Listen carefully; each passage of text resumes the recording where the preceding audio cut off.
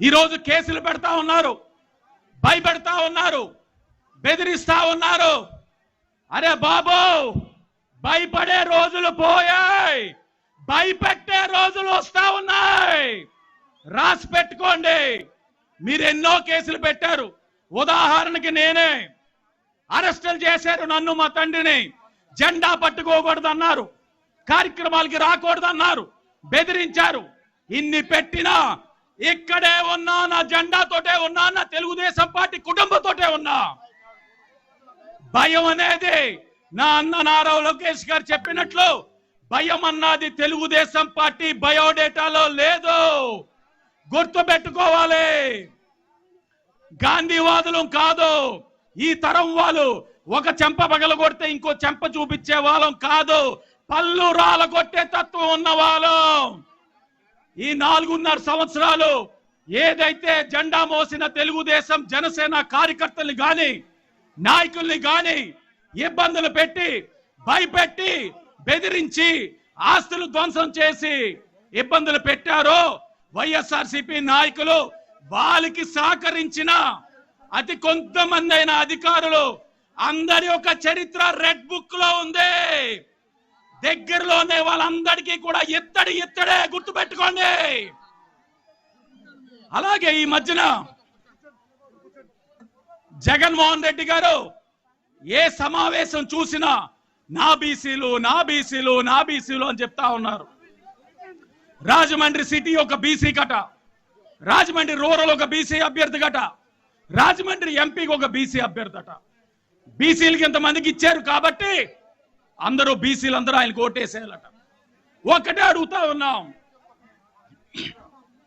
బీసీలు కోరుకునేది ఆత్మాభిమానం, గౌరవం, స్వేచ్ఛగా పని చేసుకోవడం కావాలి.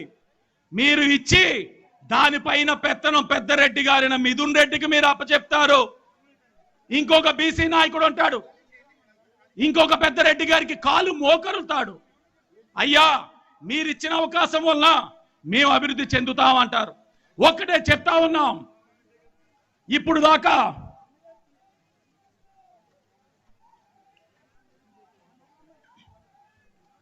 ఇప్పటి వరకు రాష్ట్రంలో ఎంతో మంది బీసీల పైన దాడులు జరిగాయి, ఆస్తులు ధ్వంసం చేశారు, ప్రాణాలు తీశారు.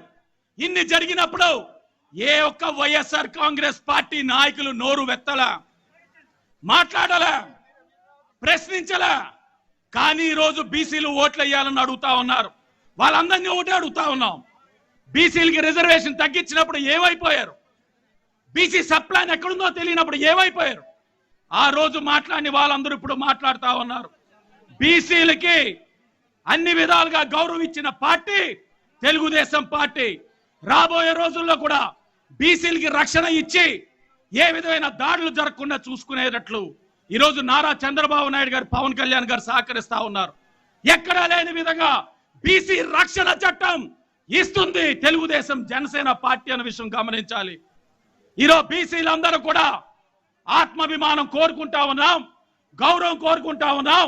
ఇవన్నీ కూడా తెలుగుదేశం పార్టీలోనే జరుగుతూ ఉన్నాయన్న విషయం కూడా గమనించి చివరిగా ఒక్కటే అడుగుతా ఉన్నాం, ఎక్కడ చూసినా ఫ్లెక్స్ల మీద సిద్ధం సిద్ధం అంటా ఉన్నాడు. ఈరోజు జగన్మోహన్ రెడ్డి సిద్ధం అన్న దానికి మీ దగ్గర నుంచి సమాధానం కావాలి. సంపూర్ణ మద్యపాన నిషేధం చేస్తానని చెప్పి మహిళల్ని మోసం చేసి మరలా మోసం చేయడానికి ఆయన సిద్ధంగా ఉన్నాడు. మీరు అతన్ని ఇంటికి పంపించడానికి సంసిద్ధంగా ఉన్నారా? యువతకి జాబ్ క్యాలెండర్ అని చెప్పి ఇవ్వకుండా మోసం చేసి మళ్ళా మిమ్మల్ని మోసం చేయడానికి సిద్ధంగా ఉన్నానని అంటా ఉన్నాడు. అతన్ని ఇంటికి పంపించడానికి సంసిద్ధంగా ఉన్నారా? దయించి తెలుగుదేశం జనసేన పార్టీ యొక్క మైత్రిని స్వాగతించండి. జాతి కోసం, తెలుగు జాతి కోసం, మన రాష్ట్రం కోసం, రాష్ట్ర ప్రజల కోసం, భవిష్యత్ తరాల కోసం తెలుగుదేశం జనసేన పార్టీ కలిసింది. ఆ మైత్రిని మీరు అందరూ కూడా స్వాగతించాలని చెప్పి మనస్ఫూర్తిగా కోరుకుంటూ అందరికీ కూడా పేరు పేరున నమస్కారాలు తెలియజేసుకుంటూ ధన్యవాదాలు. జై తెలుగుదేశం, జై తెలుగుదేశం, జై జనసేన, జై జనసేన.